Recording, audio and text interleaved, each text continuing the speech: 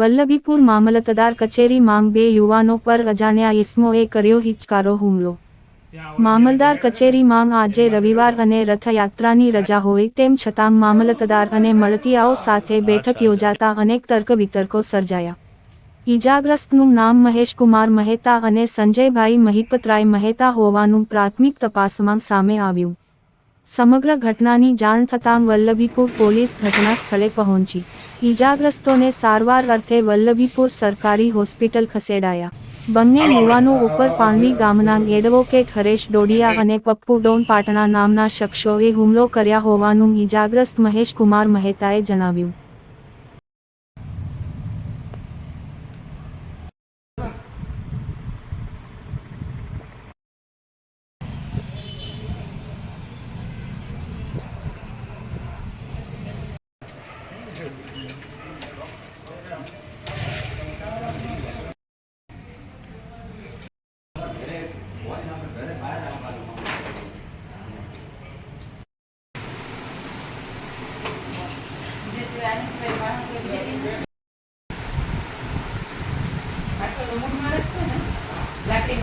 Pipe તો લોખંડી pipe હતી।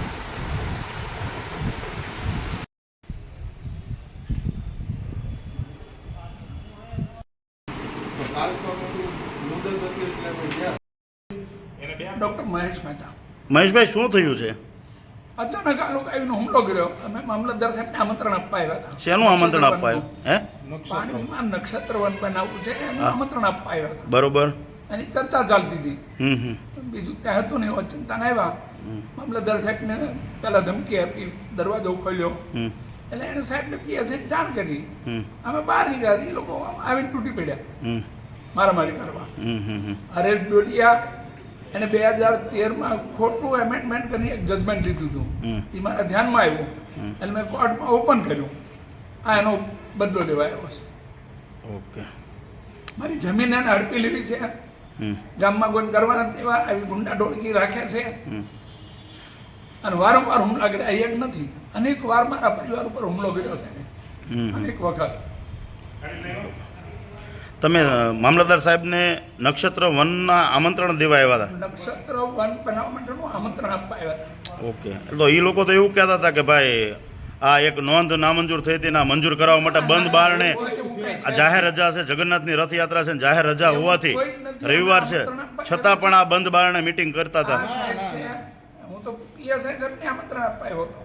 ઓકે। આવી કોઈ નોંધ નથી, તો કોર્ટનો ઓર્ડર છે મારી પાસે, કરી શકો છો। બરોબર છે।